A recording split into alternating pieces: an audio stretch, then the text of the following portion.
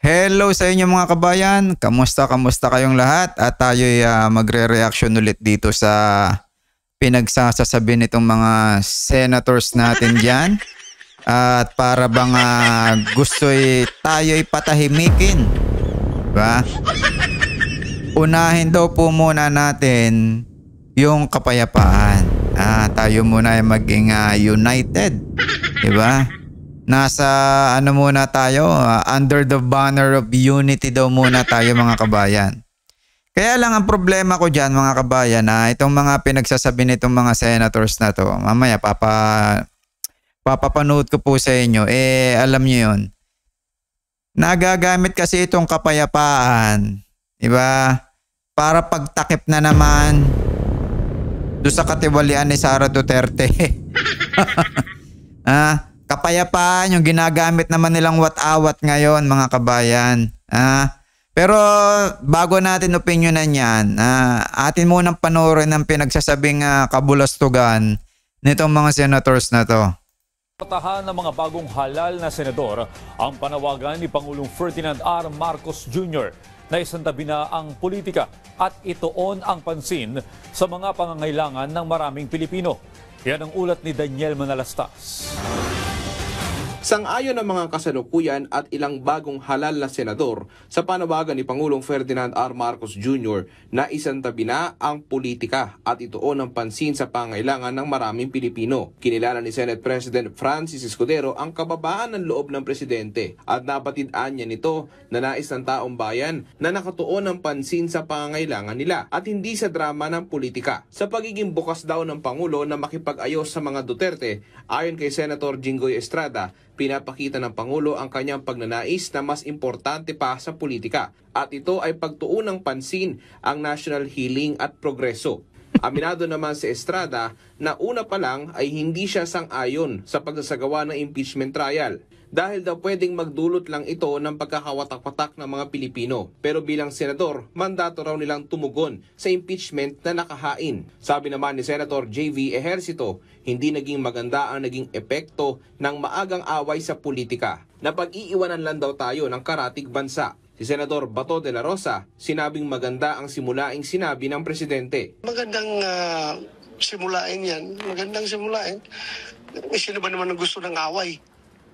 Lahat naman tayo gustong katahimikan. Wala naman sigurong gustong forever mag-aaway.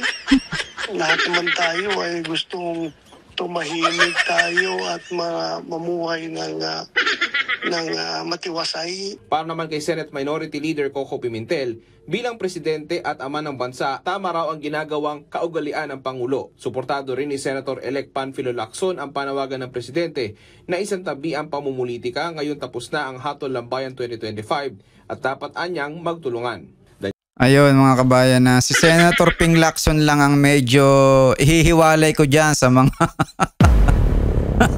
na-interview ng mga senators na yan mga kaibigan. Pero yung mga naunang senators, coops yung mga yan coops yung mga yan mga kaibigan. Ito, ating opinion na po may panawagan sila, di ba? Ito, si Escudero, sino po? Si Jinggoy, JB, Bato, Coco Pimentel. Ito mga kaibigan may panawagan sila, di ba, na yun nga, tayo medyo laylo muna tayo laylo at alam mo yun, na pag-iiwanan na hindi maganda yung impeachment, di ba? Yung mga ganyang mga, alam mo yung buhay-buhay, magandang simula na itong pagsasabi ni BBM ng ganyan mga kaibigan. Ito mga kaibigan ating alam mo yon, bakit dapat na hindi tumigil ang away? Di ba mga kaibigan? Bakit ba kailangan dapat mapanatili yan? Bakit kailangan laging may masagasaan? Narito po mga kaibigan, narito yung ating opinion dyan. Alam niyo mga kaibigan, itong pagnanakaw ni Sara Duterte ay hindi issue ng politika. Diba? Issue ba ng politika itong pagnanakaw ni Sara Duterte? Sino magpapatunay na issue ng politika yan? Hindi politika yan mga kaibigan. Krimen yan laban sa mamamayan. Bakit ba ninyo pinopront lagi sa mga tao na yan ay politika?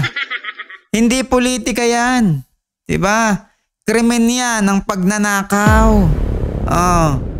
Hindi mo pwedeng sabihin ano yan, away politika lang yan. Kung ang pinag-uusapan, 125 million confidential funds na walang resibo. Walang paliwanag. Walang saysay na saan ba ginastos. Mga kaibigan, hindi ba't sa ilalim po ng ating batas? Ito'y malinaw na pag-abuso sa pondo ng bayan. Diba? Kung ito pa'y binabaliwala ng mga walang hiyang senador na yan, nasasabi politika lang yan, tanggalin na natin yung saligang batas. Tanggalin na po natin, huwag na tayong mag-konstitusyon. Ay pambihira naman talaga to mga kabayan, no? Diba? Yung impeachment ni Sara Duterte, nakalagay sa konstitusyon. Tungkulin nyo, mga senador na gampanan yan. Huwag niyong uunahan ng dapat kapayapaan na muna unahin natin. Diba? Mga kaibigan, hindi kaguluhan ang plano doon sa konstitusyon. Hindi doon sinabi ng konstitusyon na magkagulo kayo. Ang sabi doon, kapag may impeachment, tungkulin nyo yung mga senador. Diba? Tungkulin nyo yan. Hindi po sinasabi sa impeachment, doon sa saligang batas, gulo o manira kayo. Legal na proseso yan mga kaibigan para panagutin yung mataas na opisyal na lumabag, naging tiwali ng bayan. Kaya kung may malinaw na ebidensya mga kaibigan, si Sara Duterte ay nagnakaw sa kaban ng bayan, yung pong hindi nyo pag-uusisa dyan, ay pagtataksil nyo yan mga kaibigan sa Kongreso, itong mga senador na to na nagsasabing, yun nga, pinoprontan nila ng kapayapaan, dapat muna tayo, iwasan na muna natin yan.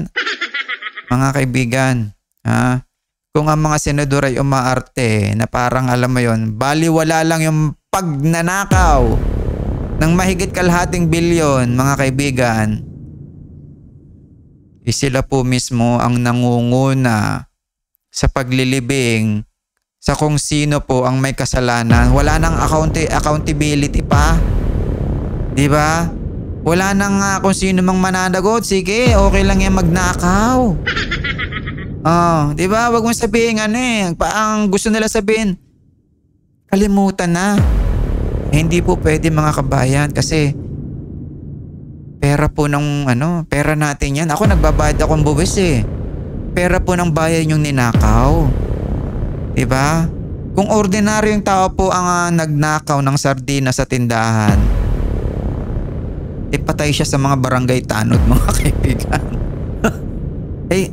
Si Sara Duterte mga kaibigan na daang-daang milyon ang ginamit na parang galing sa bulsa niya mga kaibigan na parang bigay ng tatay lang niya. Gusto niyong kalimutan. Aba mga kaibigan, anong tawag po sa sistemang yan? Mga senador na bulag? Diba? At kung senador ka na ayaw mong manindigan dyan itong sina Jinggoy, yung si Bato, kasapot ka sa pandarambong na hinayupa ka. Diba? Kasapot ka doon sa pagnanakaw kasi nakikilikha ka na parang baliwala lang. Yung confidential funds ni Sara Duterte na ninakaw, na nawala, kapag yan ay nawala mga kaibigan, insulto po yan sa lahat ng Pilipinong nagbabayad ng buwis. Alam niyo ba yun? Pera po ito ng taong bayan na nagtitiis magbayad ng buwis. Tinitipid nila yung kanilang pera dahil sa mahal na bilihin. Diba yung mga guro, yung mga estudyanteng alam mo yung mga walang baon sa silid-aralan nila. Tapos nakawin mo lang ng alam mo yun, walang kapali-paliwanag. At hindi ka pa pwedeng tanungin. Diba? Yan ang iniiwas ni Sara Duterte. Ay anong klaseng gobyerno ito? Yung mga senador na yan mga kabayan. Anong klase yung mga yan? Nagmamagaling. Nagsasabing move on na tayo. Aba, mga kaibigan, Hindi ito usaping mag-shotang lalaki at babae. Pambabastos ito dito sa konstitusyon mga kaibigan. At pangbabalahura sa taong bayan. Yan ang tatandaan nyo mga kabayan ha. Binabalahura tayo ng mga senador na to. Ito nagsabing move on na lang tayo, di ba? Napag-iiwanan na tayo. Di ba? Ano po ang ibig sabihin yan? Itong mga senador na to na gustong patahimikin ay bulok po ang sistema ng mga yan. May special treatment kapag si Duterte po, mga kabayan. Tatandaan nyo pagmumukha ng mga yan yung JB, yung si pangalan nito Jinggoy, diba? Tatandaan nyo yan mga kabayan, diba? Kung ang ibang official mga kaibigan, matagal nang may Senate hearing, press conference, diba? Mayroong mga moral outrage, pero po dahil Duterte, na dati nilang alam mo yun na kahimasang hita, mga kaibigan ayaw nilang maging abala. Diba? Unity yung ginagamit na naratibo. Aba mga kaibigan. Diba? Hindi aangat ang bayan. Ano sinasabi nyo na pag-iiwanan na tayo kapag kaganyan ang naratibo nyo na basta Duterte? Hindi hindi daw aangat ang bayan pagka inaway. Aba mga kaibigan. Mali po yata na parang bigyan mo ng free ticket si Duterte. Diba? Yung mga ordinaryong tao po mga kaibigan nasa kulungan. Diba? Nang snatch sila dahil wala silang pera. Pero itong daang-daang milyon ni Sara Duterte, parang alam mo yun, ni hindi man lang yata papapasuko niyan sa harap ng o kahit nandun sa harap ng bilangguan, hindi pwede mga kaibigan Diba? Paano yan? Paano natin nga na re-resolve ng issue na yan? Pananatiliin nyo ba na yung magnanakaw ay nananatili sa kanyang pwesto mga kaibigan? Mananatili ba siya dyan? Kung totoo po na yung posisyon ng mga yan ay public trust lang. Sabi nga public office is a public trust. Bakit parang okay lang po sa mga senador na manatili yung vice presidente mga kaibigan? Isang tao pong alam mo yun, ayaw sa patas at malinaw na paraan kung paano aalamin na wala yung pera ng taong bayan mga kaibigan. Ito pong pagkilos ng mga ito na sinasabi ay para sa kapayapaan. Unang-una mga kabayan, itong mga to ay napakagaling magpapanggap lang. Nagpapanggap lang mga kaibigan.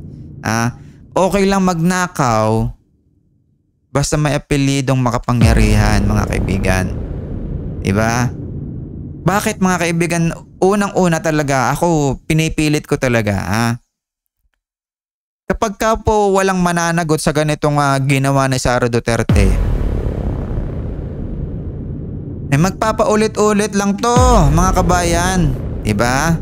Yang hindi pagpapa-impeach kay Sara, yung pagtatakip na yan mga kaibigan, pagtuturo lang po yan dito sa mga susunod na mga politiko, susunod na botante na pwede pong gamitin ng pera ng bayan nang ganun-ganun na lang na alam mo yun, hindi ka mananagot. Ibulsa mo na lang ng ibulsa. Walang pakialam dyan kami, senador, taong bayan, walang pakialam. Diba? Ngayon, ito ba ang pamamana natin mga kabayan? Ito na ba yung sistema natin ngayon? Ito na yung kultura? Kapag may krimen, wala pong kapalit na hustisya mga kaibigan. Diba? Hindi unity. Diba? Hindi kapayapaan. Hindi yan po yung hanap namin. Ang hanap po namin, yung mapanagot yung mga gumagawa ng krimen ng pagnanakaw. Diba? Yan ang pinakamahalaga mga kabayan Diba? Kung ang mga senador na ito mga kaibigan ayaw imbestigahan si Sara, wala pa mga yagballs. Diba? At pangalawa, kasapwat. Yun lang ang talaga maiisip ko dyan mga kaibigan Wala nang ibang paliwanag Kung ayaw mong imbestigahan, malinaw naman yung nangyari pag nanakaw ng confidential funds, ibig sabihin, inuuna mo yung relasyon mo diyan sa politiko na yan. Kesa doon sa interest ng taong bayan na nawalan. Diba? Hindi lang hindi lang basta kaalyado masasabi ko dyan mga kaibigan Kawalang konsensya po. Diba? Kawalang gana harapin yung walang katarungan na ginawa nitong si Sara Duterte sa pagnanakaw. Diba? Walang konsensya tong mga senador na to. Oh. Diba? Kaya nga yung pagsasabi pa lang ng mga to na gamitin ang pangalan ng kapayapaan, diba? Ay mali yun. Mali. Bakit mali? Kasi dapat manguna dyan yung katotohanan muna, then saka magkakaroon ng kapayapaan. Diba? Hindi mo pwedeng sabihin kasi na iwasan na natin ang gulo. Diba? Ngayon, kung ang ibig mo sabihin na iwag na nating usisain yung magnanakaw, ay nako, mga kabayan. Diba? Hindi po yan tunay na kapayapaan. Diba? Hindi yan magiging ganyan ha. Hindi yan magiging bunga ng katarungan mga kaibigan. Diba? Kaya kung ayaw ninyo magsalita laban sa katiwalian, itong mga senador na to, ay please naman, wag naman po kayong umastang alam mo yon, yung parang tagapamagitan ng kapayapaan kasi napakalasway mga kaibigan, alam mo yon, napakabulok. Diba? Ginagamit nyo yung kapayapaan na parang middleman kayo doon. Oh. Kayo nga mismong tinutukoy ng ng kasabihang ang tawag dito, ang masahol sa magnanakaw ay ang tahimik na nakapaligid sa kanya.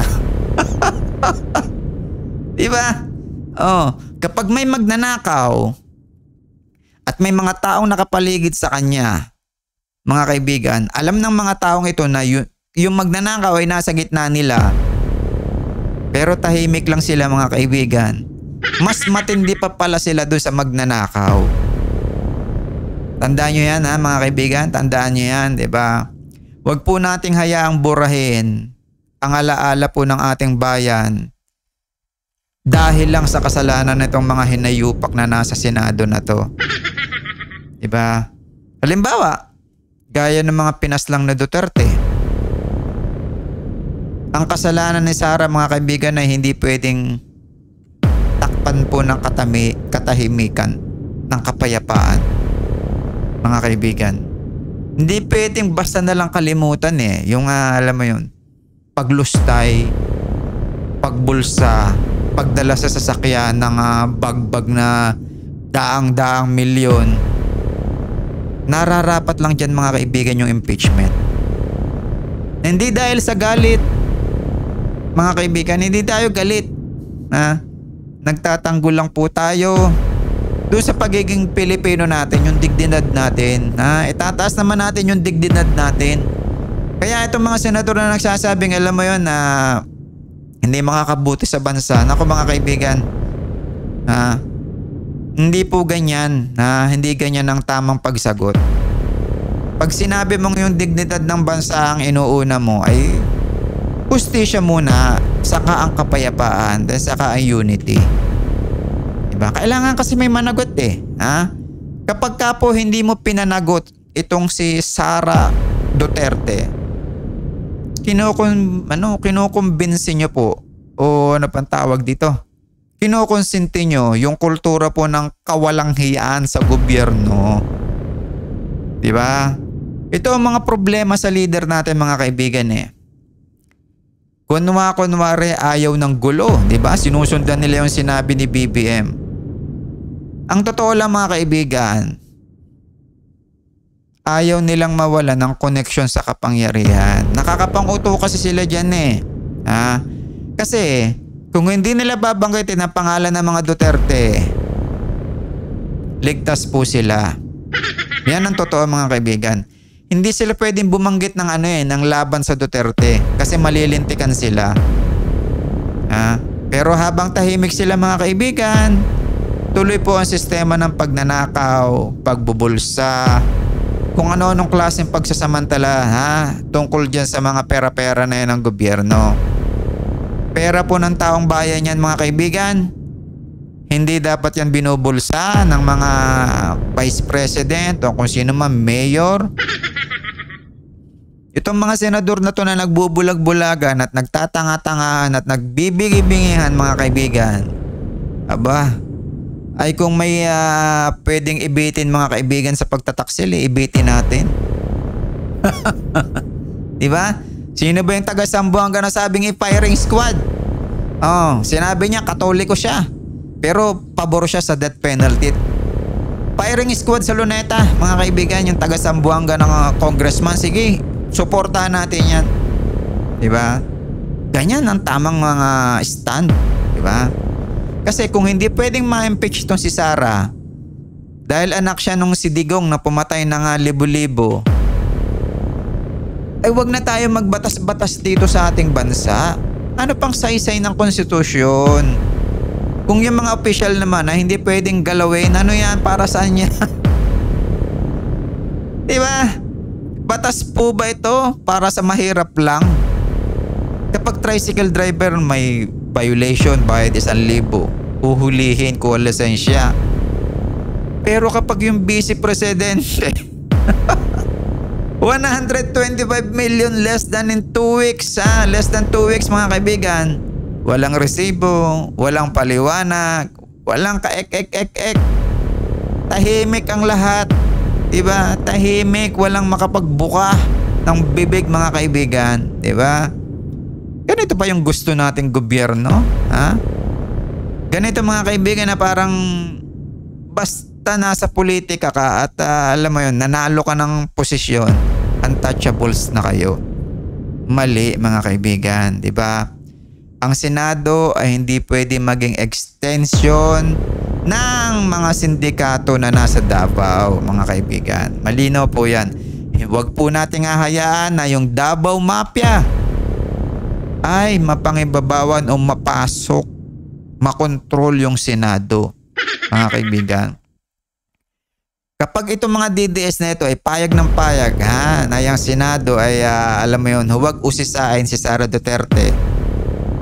Itong mga DDS na to parang alam mo yun, nangangatwiran ng ganito mga kaibigan Bahala na kayo sa buhay nyo.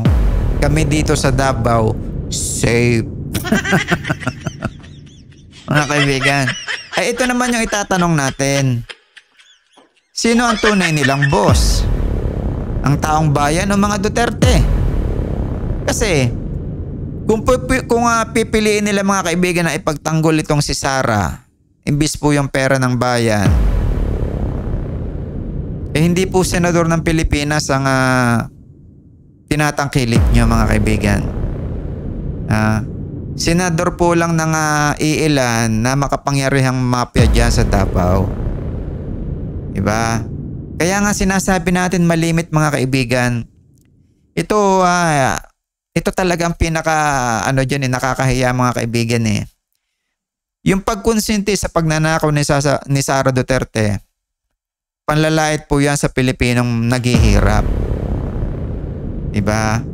May mga bata mga kaibigan, nasa bundok, nasa mga urban areas, nasa mga rural. Marami po dyan mga kaibigan, talagang alam mo yun. Konti lang ang nakakain ng mga bata. May mga ospital na kulang sa gamot. Teacher na alam mo yun mababa pa rin ang sweldo. Diba? Pero may isang official mga kaibigan, daang milyon dinadala kung saan-saan. Confidential daw kuno, hindi pwedeng tanongin. Hindi ito magnanakaw hindi ito pagnanakaw. Ay mga kaibigan, insulto po ito para sa atin. Insulto ito do sa mga pumapasa ng buwis Napakalaking buwis niyan mga kaibigan, 600 million. Diba? Hindi po yun magagawa ng isang tao lang. Diba? Ginagawa po yan ng maraming tao.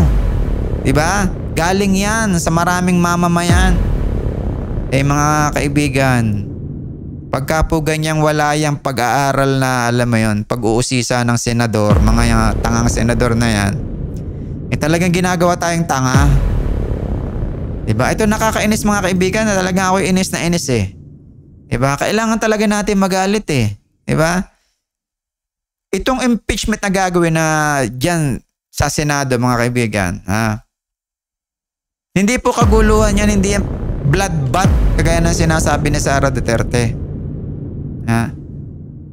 Yan yung pinakahuling armas natin, pinakahuling gamit natin, pinakahuling depensa ng ating, alam mo yung demokrasya. Diba mga kaibigan? Ha? Kung kailangan may pananagutin, kung kailangan may managot mga kaibigan, dapat managot. Diba? Ang impeachment po hindi nagbubunga ng kaguluhan. Hustisya po ang binibigay niyan mga kabayan. Diba? Yung sabi nga, tigil na natin ang pamumulitika. Mga kaibigan, mga kabayan, inaabuso lang nila yung salitang yan. Pinipilit isiksik sa utak nyo, politika lang yan eh. Diba? Yan ang pinakaugat na nagpag-aaway ng dalawa politika, hindi po mga kaibigan. Diba? Nagbubungkal, inaalam ng Kongreso paano mo ginagastos yung budget mo. Lumabas yung anomalya, politika ba yun? Mga kaibigan ha, ang tunay kasing dahilan mga kaibigan, si Sara Duterte ay natakot. Natakot po mga Duterte dahil nadiskarel po yung kanilang pamemera. Nadiskarel yung kapangyarihang ibinibigay sa kanila ng mga tao.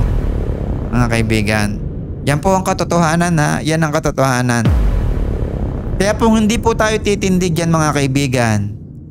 At papayagan na lang po natin yumabong yung kasinungalingan, pagnanakaw, pagsasamantala na itong mga kasabot na ito ng mga Duterte. Mga kaibigan, wag na tayo mag-konstitusyon. Ako papayag ako, sige, kaguluhan na lang dito sa Pilipinas. Sige, tuloy ang kasinungalingan, nakawan, pagsasamantala, magnanakaw na rin ako mga kaibigan. Diba? Nakawan na lang, wala na. Diba? Kasi wala na rin mang batas eh. Yung pinakamataas ng batas, hindi na nasusunod eh. General pa nga ang ano nun eh. Diba? Pagtingin ng tao doon eh. Paano pa yung mga specifics? Yung talaga mga specificong batas na talagang hindi ko pwedeng ganito, hindi ka pwedeng ganon. Mga kaibigan, diba? Uulitin ko. Hindi natin pwedeng panatiliin yung magnanakaw sa kanyang pwesto. Diba? Hindi pwede mga kaibigan. Diba? Hindi po hindi to pwedeng yung tawag na manahimik tayo sa ngalan ng pagkakaisa. Ililibing po natin yung hustisya mga kaibigan.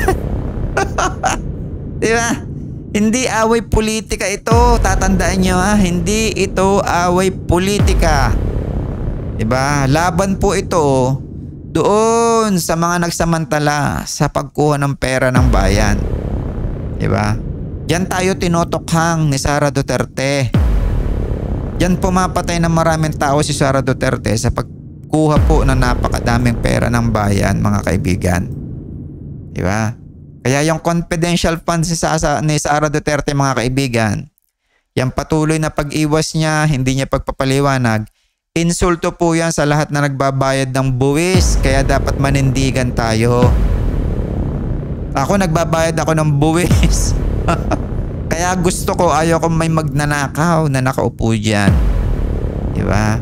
Yung pananahimik po ng mga senador na yan, kinokonfirma lang po na bulok ang utak ng mga demonyong yan mga kaibigan. So hanggang dito lang mga kaibigan, wala tayong galit-galitan. Tunay na opinion lang po tayo kasi nakakaasar na. Diba? Sobrang nakakaasar na ito. Nakikita natin itong mga senador na to. Ito. Maraming salamat mga kabayan. Maraming salamat sa panonood. Dapat po tayo lumabas. Magbigay ng opinion. Wala na pang mangyayari sa bansa natin kapag ganitong, alam mo yung pag nabigyan mo yung isang tao ng kapangyarihan, wala na, putol ng relasyon mo sa kanya. Iiwanan ka na sa ere kasi nakaposisyon na sila. Daang milyon na kinikita ng mga yan sa isang termino mga kabayan. So ganito, maraming salamat. Huwag kayong tatahimik mga kabayan. Labanan natin to. Mag-ingay kayo sa social media. Kung ano mang platform, TikTok, Facebook, YouTube, gamitin nyo. Mag-ingay kayo, iparamdam nyo. Kailangan ma-impeach itong si Sara Duterte. God bless po sa inyong lahat mga kabayan.